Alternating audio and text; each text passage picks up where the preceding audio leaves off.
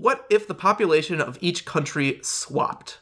So the way we swapped them is we took the most populous countries and the least populous countries, and number one and number last 330 whatever. Yeah. 233. I want to make it clear we use the UN database of how many countries there are, because apparently it's not established how many fucking countries there are in the world, depending on who you ask, especially on the lower end of the spectrum, which was particularly important to us. Yeah. So the first and the last on that list swap populations, the second and the second to last swap populations, and so on, just in the entire world. So that's how we did this question.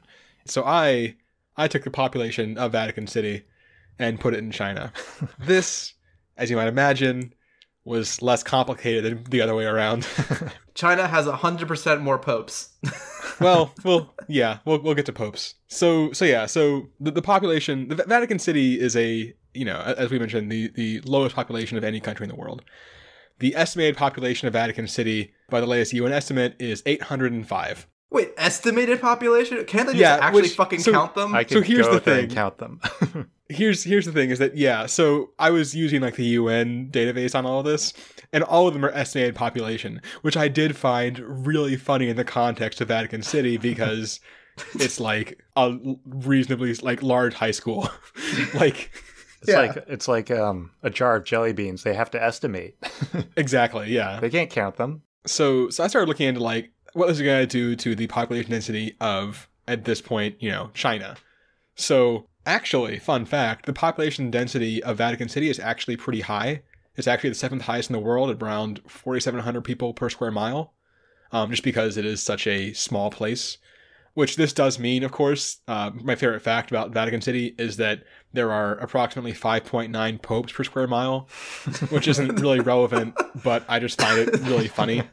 So they should really just make the Vatican bigger. Right, yeah, exactly. Just to get that down to a nice even 1. But so the area of China is about 3.705 million square miles, which is, quite big, actually. It's pretty big.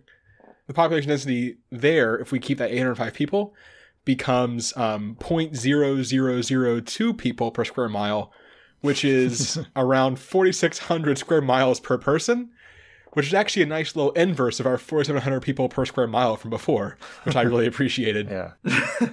And then as an aside, if we did keep the same pope density, we'd have 21.86 million popes, which is slightly higher than the population of Madagascar. Entirely of Madagascar is all popes. Yep, all popes. You're probably the only person to ever say that fact. I really hope so. So I mean, really, as you might imagine, once again, there weren't any issues getting people to fit. As you also might imagine, clearly this is not going to be a sustainable country, because the people who live in Vatican City are basically the Pope, the Swiss Guard, and cardinals and stuff. It's basically the people who work in the Vatican, and that's it. There's no industry, there's no anything. You can't, sustain a country with that few people if it's not, supported by donations to the Catholic Church. So I'm not going to go into making it work as a country, because it's not going to. That's not possible, guys. I'm sorry. What I am going to do is tell you that actually that population density isn't 100% accurate if you look at the population density the way it's laid out in China, because a decent amount of the population in China is just in urban areas compared to the amount of space those urban areas take up.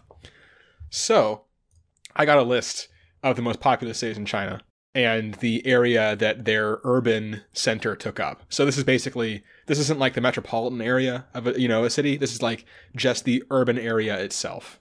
So this comprised 36 different cities, and the way I made that cutoff was I basically converted the percentage of population in that city to the population of that city into the percentage of the overall Chinese population that was in the city, and then basically took every city where there would be at least 2 people using that same density if we use the Vatican City population. So the way it works out is basically in these 36 cities, we will have 134 people, with the most being in Shanghai, which will have 13. Ooh, party town. Well, it is 13 in an area of about 1,550 square miles. So, yes, kind of party towns. And yes, there's a bunch. There's actually hold on, let me see how many. There are 18 cities with exactly 2 people in them over like 200 to 300 square miles. And basically the way it works out is that these urban areas, the population density there is actually going to be 0.007 people per square mile, or 141 square miles per person, which is roughly the area of the city of Detroit. But what then happens is that, obviously these 134 people are removed from like the non-urban areas.